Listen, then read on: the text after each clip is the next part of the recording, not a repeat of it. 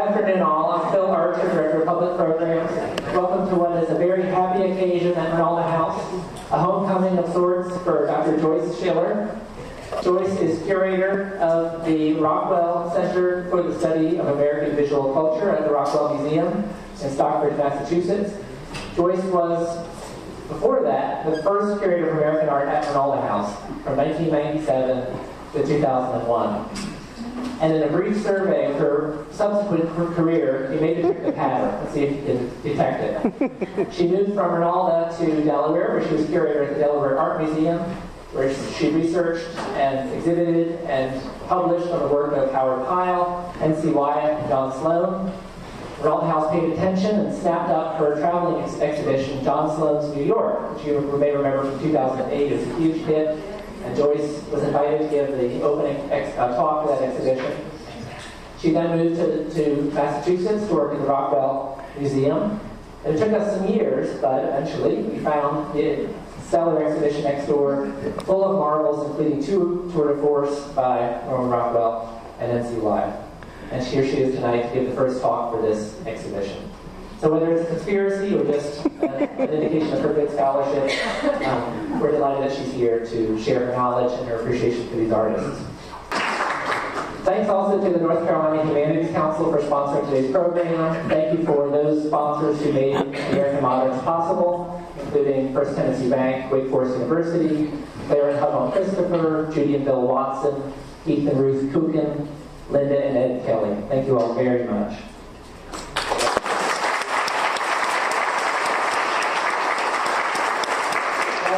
Thank you for coming back, and just know that the town has watched your subsequent career with affection and real pride. Thank you, Phil. Thank you, everybody. I thank Phil, and I thank Reynolda House and Barbara, who is away right now, for bringing me back. That's loads of fun to come and see everybody. And I have to tell you, sorry guys, this is the last time. I'm about to retire. No, you're supposed to go, yay! I'm really thrilled to talk to you all tonight because I want to take us on a slightly different journey of American art. Reynolda House has a supreme collection of American art, but Reynolda House and most museums have very little or none work of American illustration art. And there's a whole other world of American art out there that was happening at the same time. So today I want us to consider how American illustrators helped us Americans envision the country's past and its present, how they gave us a sense of ourselves and how we use that sense of ourselves even today. And I will challenge you all as you look at some of these to remember when you were in elementary school, when I was in elementary school, our history books and our civics books had these illustrations in them. Don't forget what you saw, when you saw it, and how you saw it. One of the other things I want to say is, I can't believe I'm telling you this, but I've been playing with illustration since 1989. My very first show I ever did had half illustration in it, and somehow it has become a reoccurring theme in what I've done, to the point when I went up to Delaware, it was really to work not just with the American Art Collection, but with the spectacular American Illustration Collection at the Delaware Art Museum, and then obviously now at Reynolda House, at Norman Rockwell Museum, where I run a study center for American illustration art. See, not illustration at all, and I don't know why we're getting the source for this, but we won't tell we stole it from Google. Shh, it's okay. Some of you may recognize, even with the overlay of source code on it, that this is Thomas Cole's An Evening in Acadia from 1843. Cole and others of the Hudson River School were masters of envisioning and painting visions of earthly perfection cast with the heavenly light. For example, this obvious painting, despite the intrusion. The notion of a sought-after Edenic perfection of land and nature is one that has permeated our sense of our country and our possibilities. As a land of immigrants, We are and have been a community of seekers, people looking for a better place to live, a better life to live. That seems to me to be one of our common denominators across the land. I ask you to remember that aspect of seeking something better, seeking to be better, as part of our visual journey that we're going to take today through American illustration, discovering how illustrators helped 20th century America envision America, American history, and therefore also to envision themselves and their lives and their future. I'm going to take us some places at the beginning that we've all known, and I expect every one of you to yell out what this is and when it was painted and where it hangs, because you all know this stuff.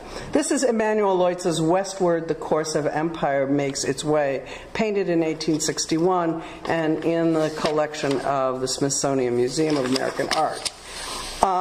In 1861, Leutze painted this as an expression of the questing spirit and our nation's sense of manifest destiny.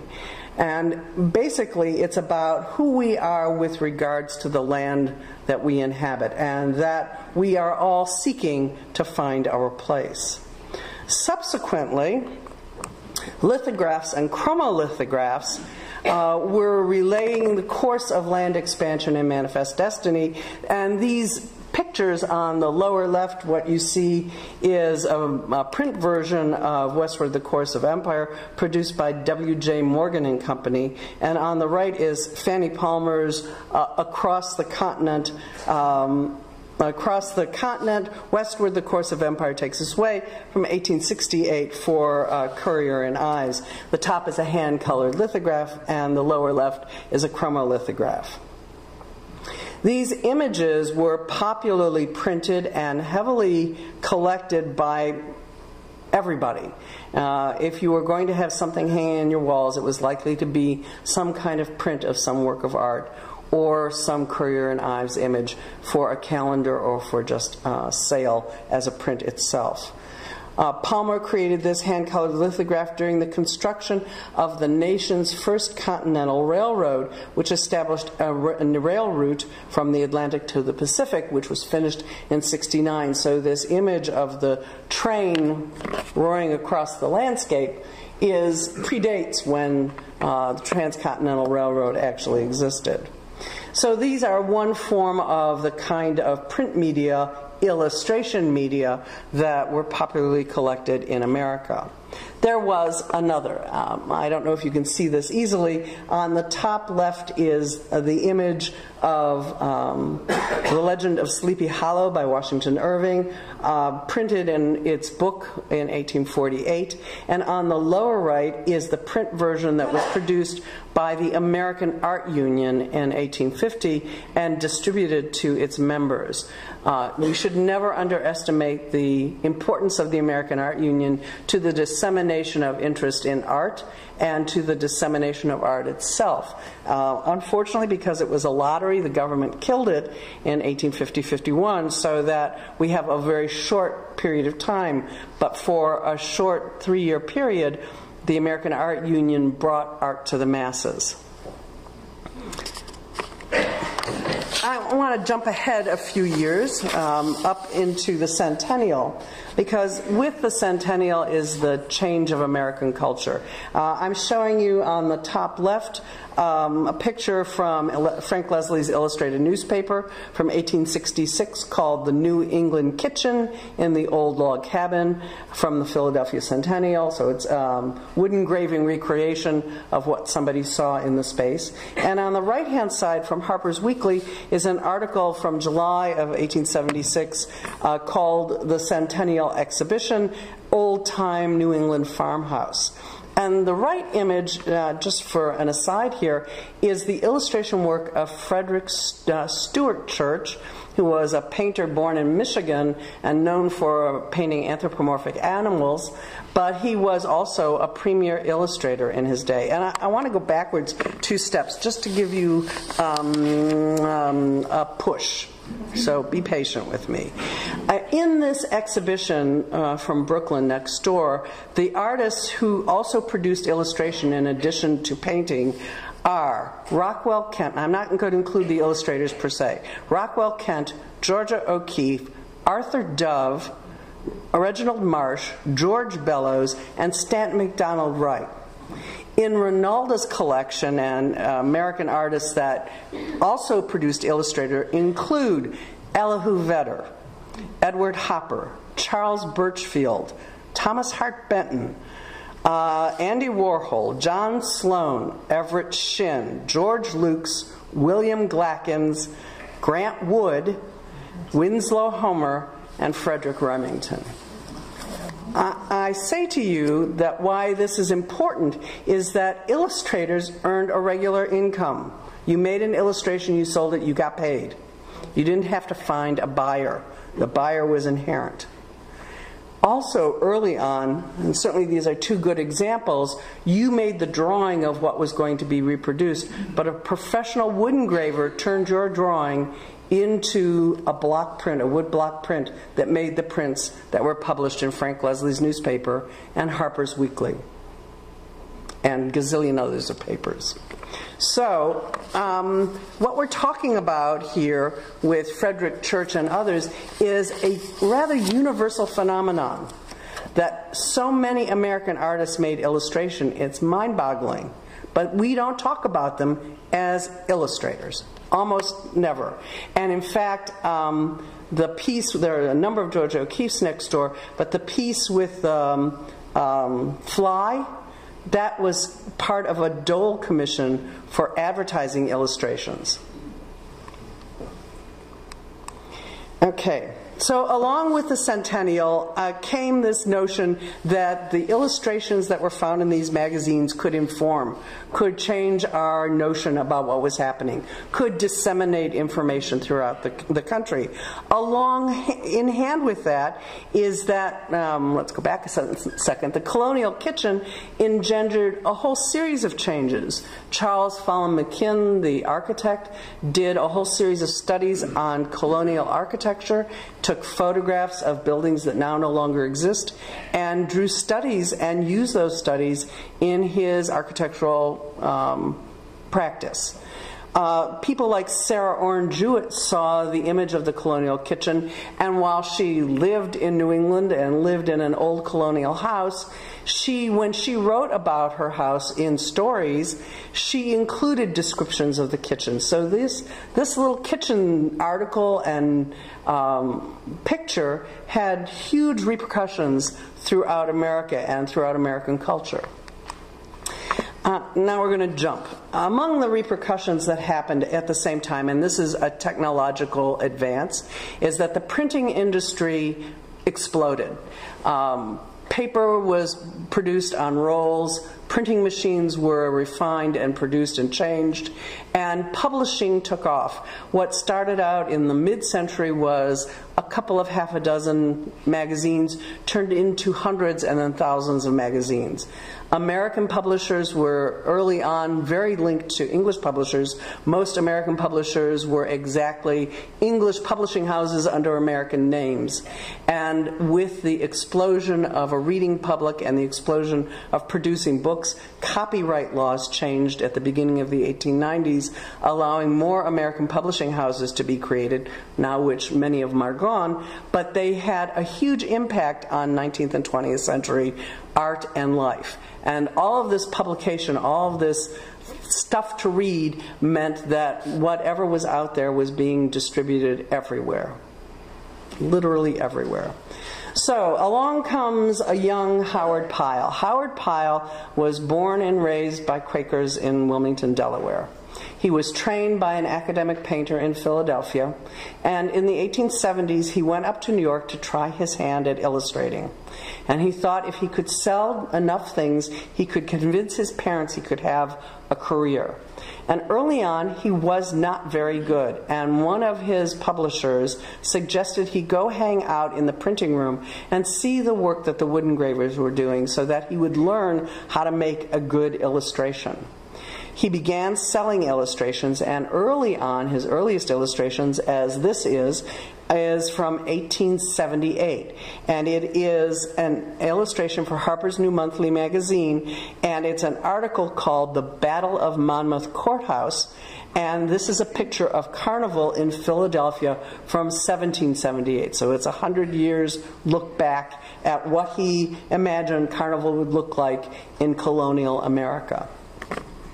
Pyle went on to do some rather weird things. This is an 1881 children's book called Yankee Doodle for an Old Friend in New Dress. And the picture is the story of the Colonial Army and George Washington. And this is one of my personal favorites because I love that all the shoes line up. And I love that all the faces line up except one guy who turns and looks back out at us, making it humanized. But this was part of a book that was published in 1881, a picture book, and part of a group of picture books that Pyle did that had a popular audience. He became so popular so fast that for a long time in the 1880s and the 1890s, he was the highest paid illustrator in the country.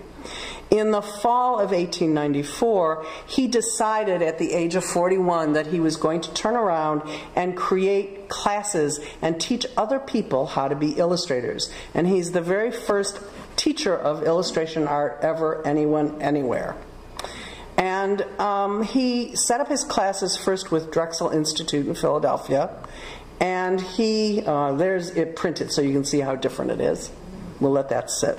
And he decided he would only take students who already knew how to be good artists. They had already been trained basically. And instead he would tell them how to tell a story in a picture. And he gathered around him a bevy of students. By the second year, he had over 66 students. And amazingly enough, over the course of his career at Drexel, he had more women students than men students, and his women students went on to be some of the great illustrators of the American 20th century, including Jessie Wilcox Smith, Elizabeth Shippen Green, Alice Barber Stevens, Sarah Stilwell. These are the great names of American women in illustration. The classes were extremely successful, and in 1898 he decided to take the very best of his students, and he would give them a summer of drawing and creating together with him at a family farm in Chadds Ford, Pennsylvania. And up in Chadds Ford he took originally it was going to be 10, 5 boys and 5 girls, and then it was 6 girls and 6 boys, and these are young adults. And up at Chadds Ford, the men lived in an old farmhouse, and the girls lived in the building that had been Washington's headquarters, Lafayette's headquarters, in the Revolutionary battles that happened in Chadds Ford. So they were steeped in history. And he taught them to look at history. This is an illustration that he did in 1895 for a sequential visual story called By Land and Sea. It was accompanied by a poem, actually, that he wrote. Amazingly enough, Howard Pyle was just as prolific a writer as he was a painter, and American publication of Robin Hood, the very first published story of it, was his version. There were 4 volumes of Arthurian Legends that he published during his lifetime that are still being republished, and gazillions of stories of pirates. So these stories were about a young woman who was being courted by 2 men, how one of them carves her, don't mean to do that, carves her as the front of a ship, and there she is. The ship is wrecked as an old lady. Here she is as an old lady, and she married the captain, not the carver who was courting her. Howard Pyle also took his students and he got them involved in his interest in colonial time. He was very, very involved in recreating the images of colonial America, of the Revolution.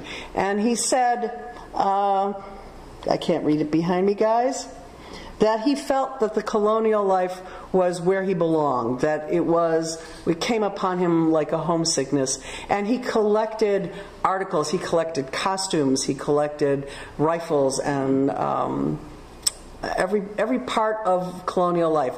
Drums that were ratty. He collected carpets and buffalo skins and everything. His huge collection after he died in his 50s was auctioned off to raise money to support his wife and 5 children.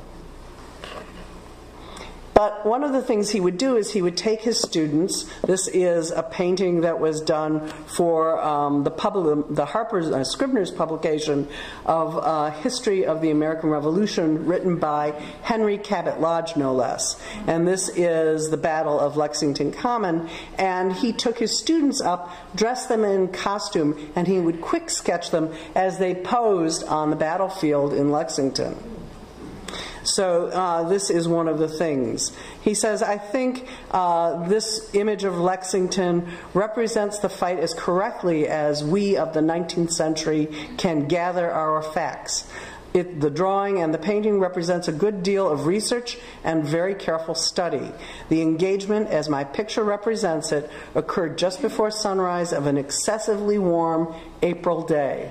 So he looked at newspaper articles, he talked to relatives of descendants of people involved in the battle, he collected anything and everything he could to understand what it would look like. And then he turned around and made a painting that was published in Scribner's and subsequently published over and over again. This and others of the series for Lodge were published in all of our textbooks.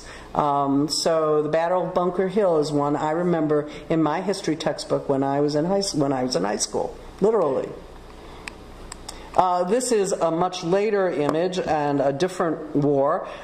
This is of the end of the Civil War for an article called General Lee as I Knew Him, published in Harper's, and this is called His Army Broke Up and Followed Him Weeping and Sobbing from 1910, so the year before he died.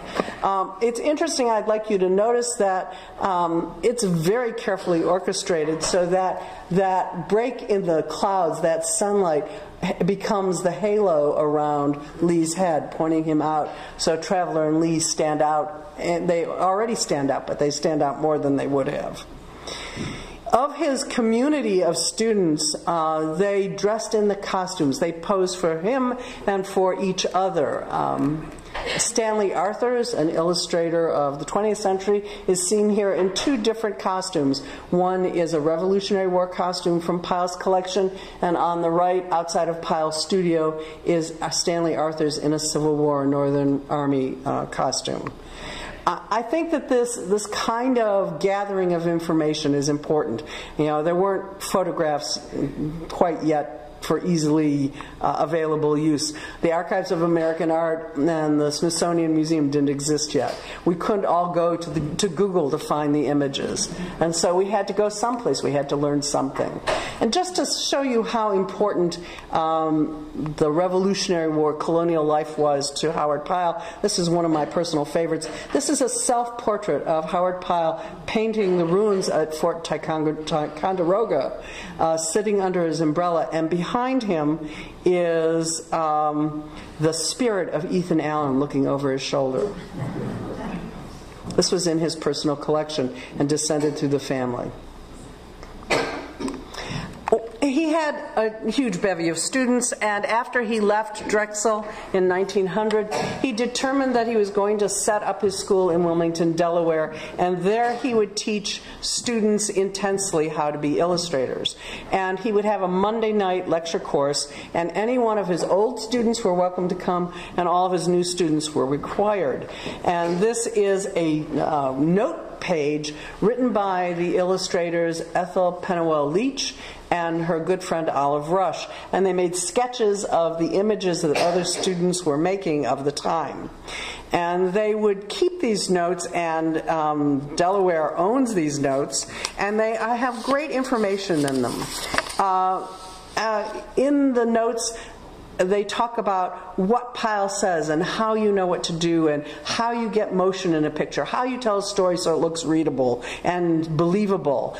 And the final line in this section says, then a brighter thought came to me, this is Ethel Pennywell Leach, that it was not tones that we were striving for, but we were striving to express ideas. So tones are what you learned, and body form what you learned in the academy. What you learned from Howard Pyle was how to tell an idea. I thought I would show you Howard Pyle's studio drawing done for his students at Drexel on the left. A quick Conte crayon drawing of a cavalier in boots. And the reason I'm showing you this very weird cyanotype on the right, these are Pyle's students at Chadds Ford. I don't know if we can do this easily, but you will notice the boots. These are the boots on one of his students, George Mason. And the boots, when his effects of his studio were sold off, the boots were bought by N.C. Wyeth, used by N.C. Wyeth in his illustrations, and then inherited by Andrew Wyeth, used in his illustrations, and then inherited by Jamie Wyeth, and still being used. And notice, I don't know if you can see the cyanotype well enough, but the women are dressed as men and the men are dressed as women. It's a fun photo. Some of his young students became very influential. And one of the things that Pyle did that was so unique is that when a commission came in for him that he thought he had a student who could do it, he would hand the commission over. So they would earn the money, and they would have their name on the front page of the book, and they would earn the regard of the public. And this is a young lady, Ellen Bernard Thompson, who was Howard Pyle's student at Drexel, and she and a group of other artists did all the illustrations for a book called Janice Meredith, that was first published in Collier's Weekly and then published in a book by Dodd Mead. The author is Paul Lester Ford, who was a historical fiction, a writer of historical fiction.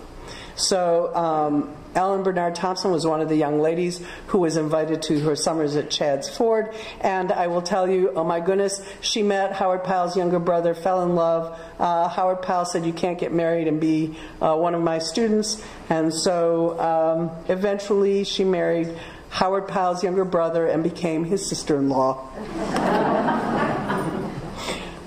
I love those stories. Another one of his students, Frank Schoonover, was Pyle's most constant student. He was a student at Drexel and stayed a student of Pyle all the way through his Howard Pyle School of Art years through 1910. And these are two images done for the Red Cross magazine in 1918. On the left is called Contact, and on the right is called Bombing. And these are illustrations of planes and pilots and bombing from aircraft from World War I. I'm particularly fond of the, oops, sorry, don't want to do that. I'm fond of the air coming off the side, and I love the colors and the layout of the landscape. John and I earlier were talking about flying and looking at landscape. So there you are, John, this is for you. Another image by Frank Schoonover. This shows you how American history and American stories become part of the mainstream. This is Schoonover's painting called Hopalong Takes Command.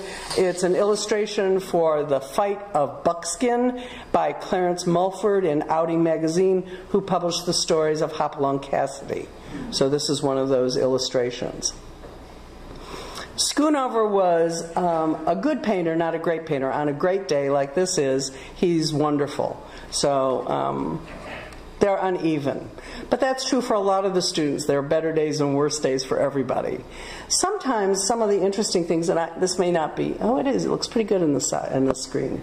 This is by Mead Schaefer. Mead Schaefer was not one of Pyle's direct students, but in fact was a student of two other of Pyle's students, Harvey Dunn and Dean Cornwell. And Mead Schaefer studied at Pratt, and then he went to study with these two illustrators to learn how to be an illustrator. And when he finished his education with the two illustrators in 1921, the date of this painting called Colonial Troops with Indian Guides, he painted this painting, I believe, to be a representation of his skill so he could go to publishers and try to sell his skill as an illustrator. And in fact, on the heels of painting this painting, he took his work to Dodd Mead, and they hired him, and he did a bunch of Herman Melville stories. He did all sorts of illustrations, story illustrations, and magazine illustrations, so that in the 20s and 30s, he's one of the premier illustrators of the day. This, we are finally at N.C. Wyeth, who was indeed one of Howard Pyle's students. This is a 1919 cover for the Red Cross magazine called The Victorious Allies. After the First World War is over, there are a series of articles and stories in the magazines hearkening back to the victory or to the battle themselves, and this is everybody who had been involved and those cheering with liberty behind them, and Germany defeated down in the foreground, so that you see a sense of all of the history given back. We can see the uniforms, we know what their flags look like, we see wounds from war. This was certainly a lightweight, not a heavyweight illustration, but it helps to tell the story over and over again and remind us that who was involved with whom and how the battles went. Wyeth was probably best known for his, stole another one from Google, bad girl. Wyeth was probably best known for his images of imagination, and this is The Winged Horse from 1924, a story illustration for the book called The Legends of Charlemagne by Thomas Bulfinch. This is probably one of my favorites, and a version of it is a Pegasus version that was created for his favorite librarian at the Wilmington, Delaware, as a thank you for all the research help she helped him do. So those are really special. I love the rainbow feathers. The wings are gorgeous. N.C. Joyce, you stole too many.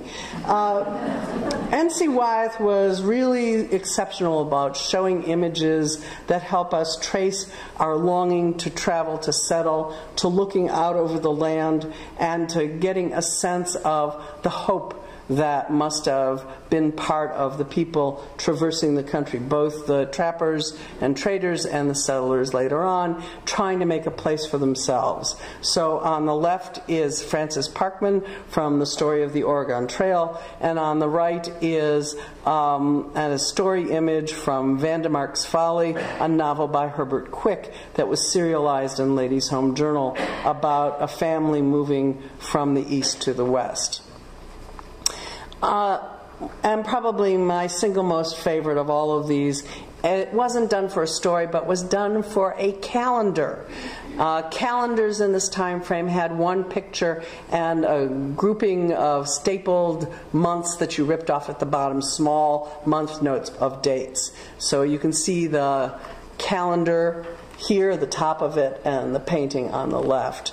This is called Seeking the New Home from 1935-36, and I contend in my writing on it that it is in fact his nod to the fact that in the middle of the 30s the Dust Bowl had happened, and migration of people from the South and the West across the Dust Bowl was one of the ways to survive, to get out and find a new home, to find a new place to settle.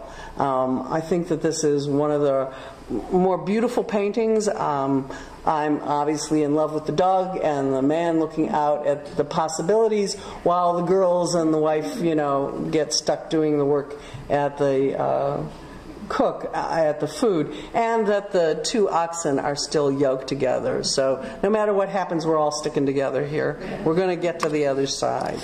I think these are really powerful paintings. If you think about having this hang in your home in the 30s, while things were not hopeful along almost any front, you might have a sense that N.C. Wyeth is giving people a way to see their own lives and to see a different ending, to find a new way through the challenge ahead of you. He also did a whole series of battle images, scenes that we may not be familiar with. This is Rabble in Arms. It's the dust jacket illustration for the publication that was published in 1933. And here you see Washington in his blue and buff looking back over the battlefield and the men who have survived helping each other to walk away to fight another day. And notice in the background, you shouldn't not look in the background in any good painting. Got to keep looking. Back up here are the British coming after them.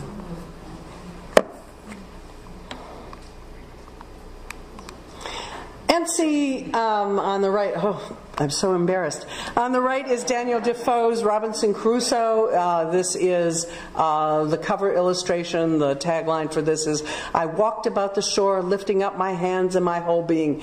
Robinson Crusoe, who's lost at sea, has no hope, but here he is on land, and finding a place to plant yourself, to survive, is the end-all be-all. You know, my feet hurt, I had no shoes, but the man next to me had no feet, so my feet were just fine.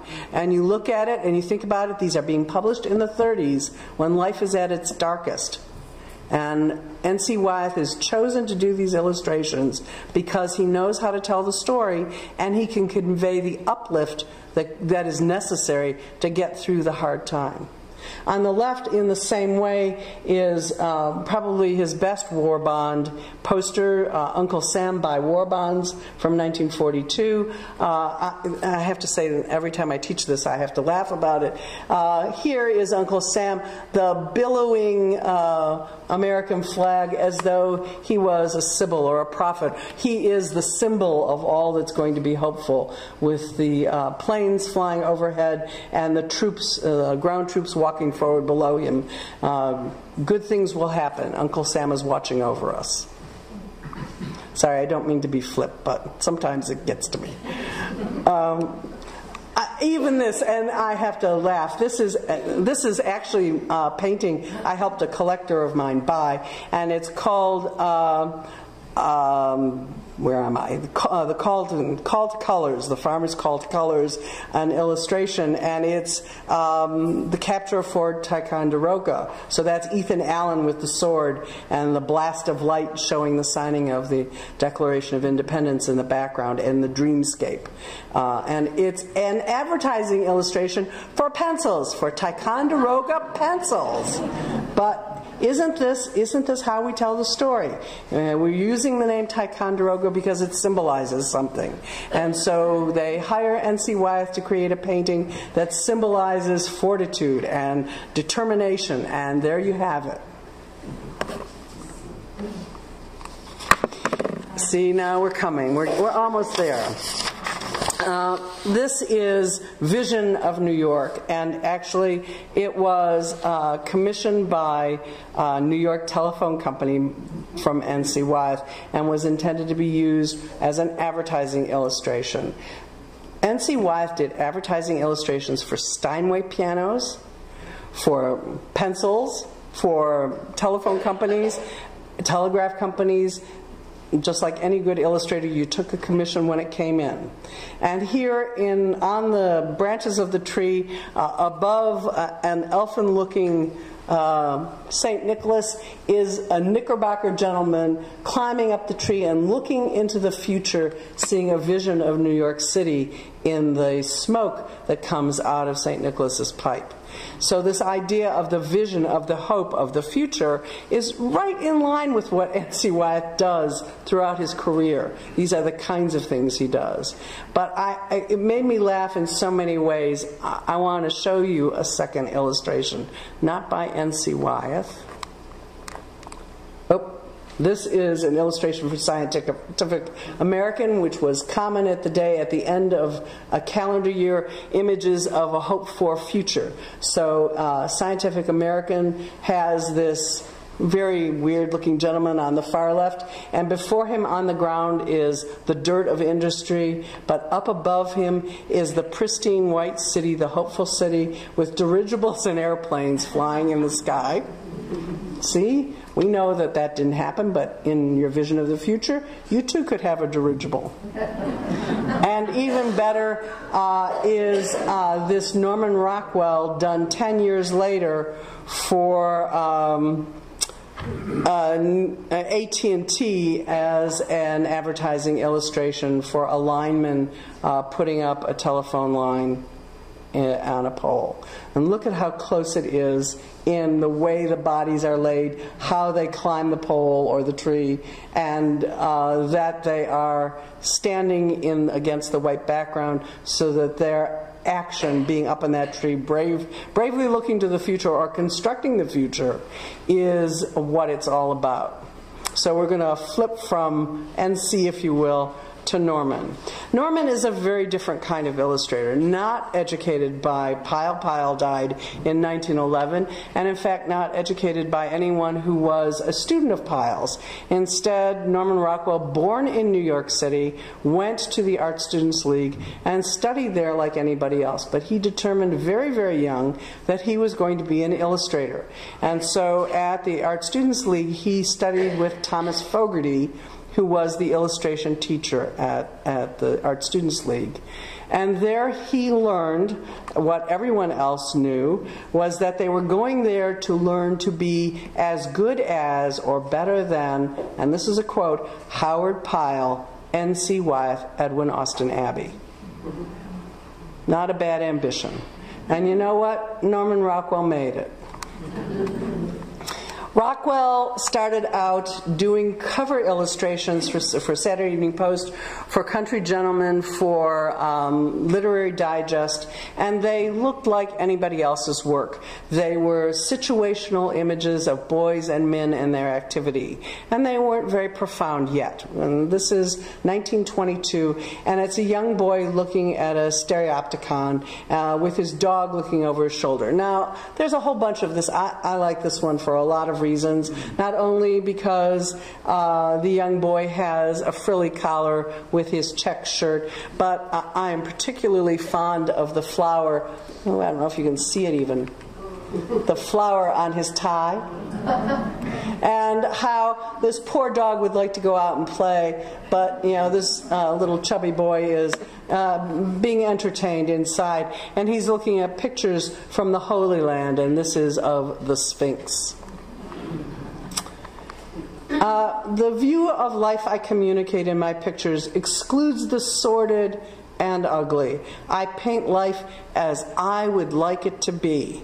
And I posit that there's very little difference between what Howard Pyle did and what Norman Rockwell did. They were telling us a story so we could conceive of a point in time. What Pyle did was look back into the past. He rarely painted contemporary life. What Norman Rockwell did was to make the stories out of contemporary life and show life to the mass public that looked at the magazines and the books and the ads that he created. He also showed dream images. This is an advertising illustration for Olivetti typewriters. And this young man, still wearing his tie and his vest with his shirt sleeves rolled up, sitting at a desk, typing on his typewriter, imagining Daniel Boone on an adventure above him. And one of the things I love about this is, doesn't that Daniel Boone look a lot like John Wayne? This is 10 years before John Wayne played a Western character. Yes, Norman Rockwell envisions the future in every way. He also, Norman Rockwell was married 3 times. His first wife left him in 1929. He went out to California to spend the summer with a good friend from art school, Clyde Forsythe, who was an illustrator for Walt Disney. And while he was out there, he still had to work, he still wanted to work, and so he talked to a producer at Paramount Pictures and asked if he could borrow an actor so he could create a cover. And the next morning at his studio showed up, who? Who do you see? Yeah, Gary Cooper. Gary Cooper was in the middle of doing the movie The Texan. And so he posed Gary Cooper getting dressed, getting made up for The Texan as a Saturday Evening Post cover. There are fabulous details on this. Cooper is sitting on his saddle. He's wearing his spurs. His 10-gallon hat is before him. He's getting lipstick put on, and he's got eyeshadow on his eyes. Yum. And I think this makeup artist is probably even more interesting than Gary Cooper. He's wearing knee breeches. I love in his plus floors, he's got argyle socks. He's got a stained rag towel that he's using to keep his makeup clean, and Cooper is holding a box of Kleenex. And he's got all sorts of tools in his vest, and his visor is really a baseball cap with the back of the cap ripped out. Behind him is his trunk of makeup. So this was a cover that we all know, and it's now in the collection of Steven Spielberg. And it is famous. It came out in 1930, May 1930, of the Saturday Evening Post, painted in Hollywood. And every summer after Norman married his second wife, who was from Los Angeles, he and his wife and eventually his children would spend the summers in Los Angeles, and he did a lot of advertising illustration, movie posters for the movies. He also, like Pyle and Wyeth and everybody else, did a lot of American history. And here you see 3 different images of the 8 different illustrations he did of Abraham Lincoln. And you'll notice there's some distinctive realities. Each one of these is seen as from below as a worm's eye view. And Norman said in no uncertain terms, if you want to exalt a subject, you shoot up from below. If you want to humiliate him, shoot down. And that's exactly what he did. He wanted us to believe and understand from his point of view that Lincoln the rail splitter, Lincoln the lawyer, Lincoln the president was a great man. So every time he painted him from below. Okay, without thinking too much about it in specific terms, I was showing America I knew and observed to others who might not have noticed. My fundamental purpose is to interpret the typical American. I am a storyteller. When somebody would say to him, "Oh, Norman Rockwell, you're such a great painter," his response would be, "No, I'm an illustrator. I am not a painter." And you can see in the work that he did that he is a storyteller. The tattoo artist was created in 1944 for the Saturday Evening Post, and it shows a sailor seated and being worked on by the tattoo artist, and they float against a bed of tattoo images that would have been a tattoo artist's sample sheet.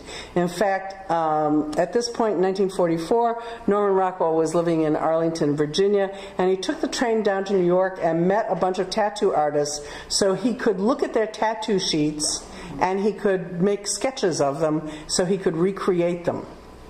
And he posed in the foreground as the tattoo artist. His very close friend and fellow artist and illustrator you've already seen, Mead Schaefer. And he's posed him in a very unflattering pose. And he's posed him so that the whole of the perspective is skewed, and what is a very large sailor looks even larger. I mean, if this sailor would stand up, he'd be 7 feet tall. Look at the hand. Go into the show and look at the hand on the sailor holding his box of Kleenex. It is the biggest hand ever painted anywhere. And poor Mead Schaefer's behind. Mead Schaefer thought it was just a terrible view of him, even though he knew as he was posing for it, and Norman Rockwell was taking study photographs, that it was going to look as ridiculous as it looked. What he particularly liked was the matching socks and shirt in pink with white stripes. It's a gem. It's a gem in every way. The other thing, and the label copy says it very distinctly, this is about a sailor having many ports and many loves, and about the multinational girlfriends that sailors had. Look at the various names and imagine where the girls came from that are listed and crossed out on his arm. At the end of the war, during the war, Norman Rockwell painted soldiers and sailors in service in various ways, and oftentimes he painted the folks at home thinking about them. As the war ended, he began to show the Army and Navy and Marines coming home and how they would be interacted with. This is called Homecoming Marine from 1945, and there's some wonderful details here. They're in a garage, a working garage. All the work is stopped. There is tools on the bench. There is a service star on the wall in the background with a poster above it showing, can't do this right, my hand doesn't work right anymore, guys, showing a young Marine looking very much like this young Marine.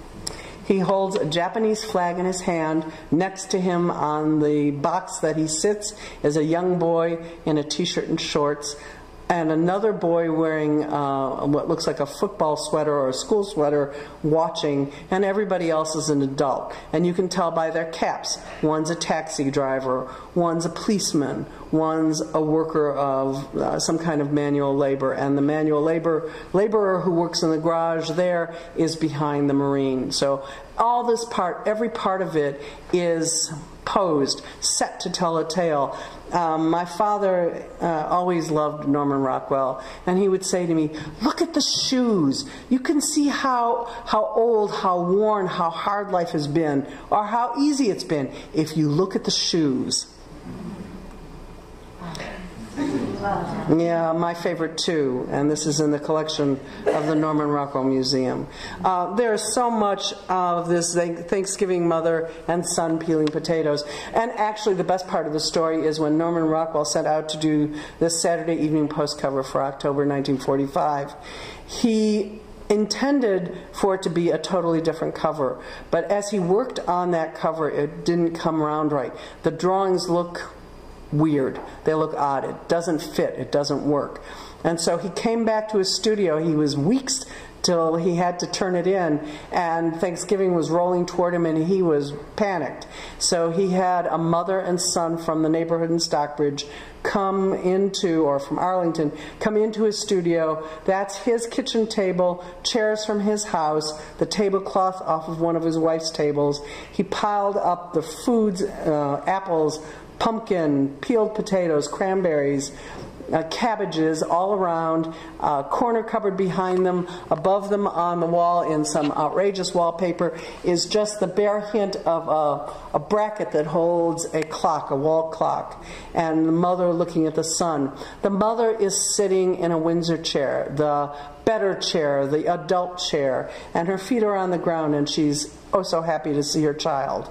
Her child isn't a child anymore, but he sits on the rush-seated, slat-back chair as though he's the young boy. His feet are on the brace, and he is transformed.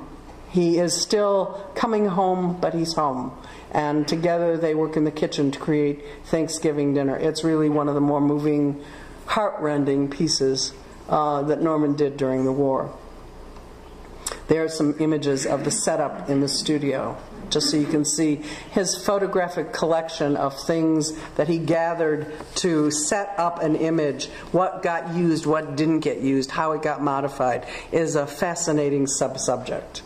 Another one of these homecoming pieces. These are some of the things I totally love. This is Back to Civvies from December of 1945. Young man and from the Air Force has come home. He's still wearing his shoes and his socks, but he's trying on his sport jacket, his slacks, and over his shirt and tie, still from his Army uniform. And the pants are too short, and the jacket is too small. And all around him you can see that as a young boy, he hoped to be a flyman. Look at the picture of the plane on the wall behind him in his attic bedroom. So the young adult comes home and tries to fit back into his young adult self, but he's grown beyond that. Coming and going. These are just, imagine seeing them on the Saturday Evening Post. We all recognize them. These are part of our youth. These are part of what we saw, what we shared, what we talked about. And it's the joy of going out to the beach and everybody's energized except Grandma in the background who's a stoic. And everybody's worn out coming home except Grandma in the background who's a stoic. Even the dog is worn out. One of the fun shows I did at Norman Rockwell was called It's a Dog's Life, and how Norman Rockwell used dogs as alter egos in his paintings, as characters. I had a good time. Here, the cover from the presidential battle of Dewey and Truman from 1948, the breakfast table political argument. The layouts for this were extensive. And look at even down to the slippers on the young wife's feet and the child crying and the dog hiding. Everything. They're just great pieces. These are some of the layout photographs that he did. And you'll notice different models. The young man holding up the bird cage is Rockwell's youngest son, Peter Rockwell.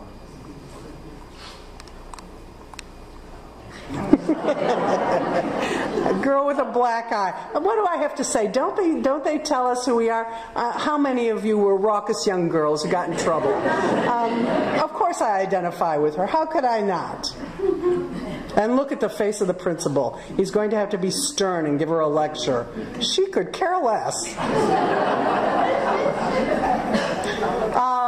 Rockwell's certainly most expensive painting that just sold at auction last month, but according to the readers of the Saturday Evening Post, his most popular cover, called Saying Grace, constructed out of various bits and pieces to the point where he imported table and chairs from Horn and Hardart in New York City and brought them out to his studio in Stockbridge in order to recreate this luncheonette. And my favorite part, you can't see it here, but in the photos of the setup for this, he built up on a platform, created a linoleum floor, and every day he had to throw out the cigarettes and lay them out so that they would look like the cigarettes on the floor. It's quite a masterpiece.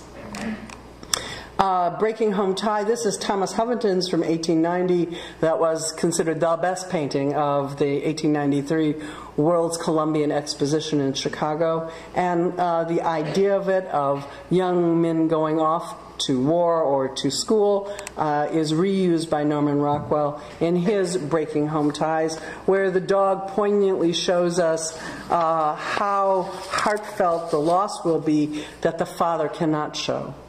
Notice that what is in the young man's hand is his lunch for on the train. And I love the tie. Happy birthday, Miss Jones. Every time I talk about this to students, I say, what's wrong with this picture? All right, you Reynolda people, you know what's wrong with this picture. Would students be allowed in a classroom before a teacher was there? No. So this is a fake out. And, of course, the kid with the eraser on his head. The family tree, actually, this is a very Pyle, I'll hustle along. This is a very Pyle-related piece. He wanted to create an American family tree showing how Americans were made up of all sorts of people from all sorts of places.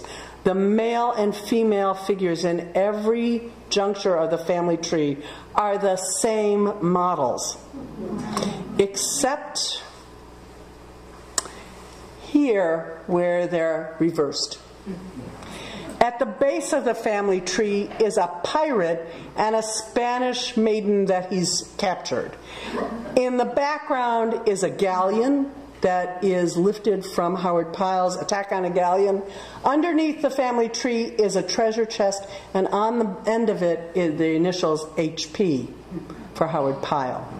And so here we have the galleon burning, the galleon at water, and what Howard Pyle wrought in showing us our American selves. Even down to the women who swept the floor and washed the floors in the theater after the performance was over. And here it is. In art school we said one day will be as good as Pyle or Abbey, in this case J.C. Leyendecker. The list of who he wanted to be changed all the time, but it always included Pyle. So that was in one of his renditions of telling about himself. I want to take you on one final journey, and this is a personal favorite of mine, because even Norman Rockwell stayed with the times and showed us to ourselves as we ourselves were changing. And this is a painting done in 1960 called Marriage Counselor. He tried to sell it to the Saturday Evening Post, and they would not take it. He then tried to sell it to the Ladies' Home Journal, and they absolutely wouldn't take it. But what he shows us is that our lives are changing in the 60s. In the 60s, he stopped working for the Saturday Evening Post, and he went to look so he could do paintings of social conscience. This isn't exactly social conscience, but this is a reflection of women's changing state. And so he shows us this young lady and her husband who are on their visit to the marriage counselor. They've clearly had an argument. She won. But it took Norman Rockwell 77 studies, photographic studies, to get the characters right, the clothing right. Let's see if we can show you the finale. The finale is that he shows her with a bandaged finger, and on her lapel, what starts out as a floral pin and turns to a circular pin, is now a samurai warrior. So here we are at the end, and I suggest to you that in the future we will look back on these illustrations, the 19th and the 20th century illustrations, and we will use them as objects of cultural study. We will understand who we were by what we see in the illustrations, the fictional illustrations and the semi-realistic illustrations, even the fanciful ones such as this. It's all out there. There's a whole world of American art that is yet to be studied, and it's the world of American illustration. Thanks for letting me get on my bandbox and talk.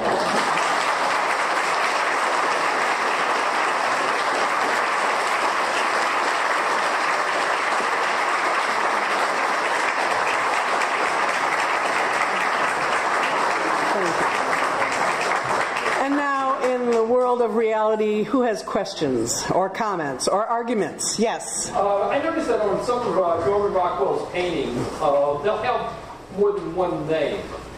Yes. How did that come about? Well, Norman Rockwell, you'll notice that the most common version of his signature looks like it was hand-lettered, like stencil letters.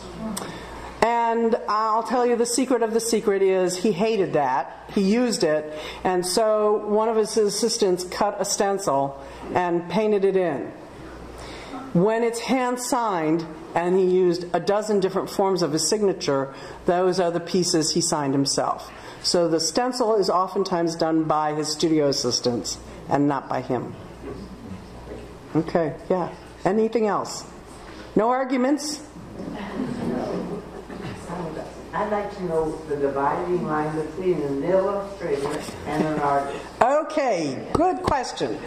An illustrator is an artist trained just like any other artist. He works on commission at somebody else's behest and produces what they require, and what he produces is produced for reproduction.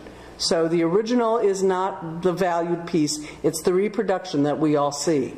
Today we collect the illustrations and value them, but initially they were thrown away. Okay? Yes? If Norman Rockwell normally produced roughly 4 images of his final image, maybe a black and white sketch, color sketch, black and white, charcoal, and then final painting, did he invariably go in the same order? Or did he mix it up sometimes? He mixed it up. What initially happened is a really rough sketch, and I didn't show you any of those, and I think somebody ought to do a show of them. They are absolutely charming. They're better than anything else. They are on backs of envelopes, they're on crumpled paper, they were cut up and used for other things, so, you know, they don't look really wonderful. The next thing would be often a painted sketch, very rough in oils, and it's mostly blocking out color arrangement to tell the story. Before the finale, not every time, but often he did very large pencil or charcoal sketches. And these are to set it in place. They are almost as complete as the final painting, and then the final painting. I say that knowing full well that there are permutations. Sometimes there are 6 different versions of initial sketches. Sometimes there's no big final drawing. It happens as it happens. And the record, there's a catalog, Raisonnet, a definitive catalog that charts what we know from his own records. He kept the most meticulous records of any artist I've ever seen, down to checkbooks we still have. Yes, the other part? Okay. Yeah, that catalog Raisonnet seems a little confusing. I'm thinking of the oculist. I never figured out what the art was. It seemed... Because when they did that, it was more important to get all of it in and not to talk about the order. You'll notice that the scholarship that's happening now, including behind the camera, very much is talking about the order. So that's one of the changes. And there was a question back there. Yeah, yes? Some years back, the United States put out a pane of stamps just for illustrators. It seems to me I don't recognize, or I don't remember many women illustrators. You mentioned some. Are they going to have their day? It's already happening. Yeah. At Delaware, I did a number of shows of some of the women students. They are still being done at Delaware and traveling around. There are shows of women's work. One of the best collections of American illustration in the country is owned by the Library of Congress, and it's called the Cabinet of Illustration. So look for it everywhere. Other questions? Joyce. Yes, okay, since I can't see everything. There's one right there. Please. What is your reaction to Deborah Solomon's new book? Thank you, Earl. You had to do that, Earl, didn't you? Okay. Men as subjects. Okay. My reaction is that Deborah Solomon is a sensationalist. She wrote for the New York Times, and she wrote the interviews, and they were very sensational. And they fired her because she is a sensationalist. Now, what she's telling is her version of what she read. She's interpreting what she thinks she saw. Trust me, somebody else is going to see something different. Those of us in this room who write about art history, if you gave everybody the exact same painting, every one of us would write a different paper. That's what we do. We take our experiences, our knowledge, our historical research, our archival research, and we pull it apart and understand it from our eye point. Somebody else sees it different. That's just her point of view. It's not mine. Good question. Yes, in the back, John. Are there any films planned about the life of Norman Rockwell? Oh, that's a good question. I know that there is one coming out up in Arlington, Vermont. Buddy Edgerton, who was a close friend and a model, is doing one. He wrote a book and he's doing a film based on his book. I don't know of any other at the moment, but inevitably somebody will. I don't think Norman Rockwell is going to die. You know, he's going to be one of the greats for a long time.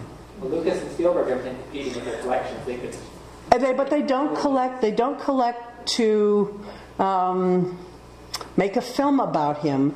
They use their images as prompts for story ideas and character studies. And they've both been collecting. Whoopi Goldberg collects Norman Rockwell. I mean, Hollywood collects him for a purpose. George Lucas is about to create an illustration museum. So trust me, we aren't over yet. Yes? With all the details that are in there, how many hours went into each painting? Oh, that's a great question. Norman Rockwell works 7 days a week, a half a day on Christmas and a half a day on Easter. And that's not fiction, that's fact. He kept a day book and noted everything he did when he did it on the day. He worked on some of these for months, and some of them came very, very fast. The Four Freedoms painting, which includes Freedom from Want, which is the family around the Thanksgiving table, took him less than a week. But he had been thinking about that painting, the other 3 paintings, for over 6 months, trying to convince anybody and everybody that it would be a good war bond painting. The government refused them.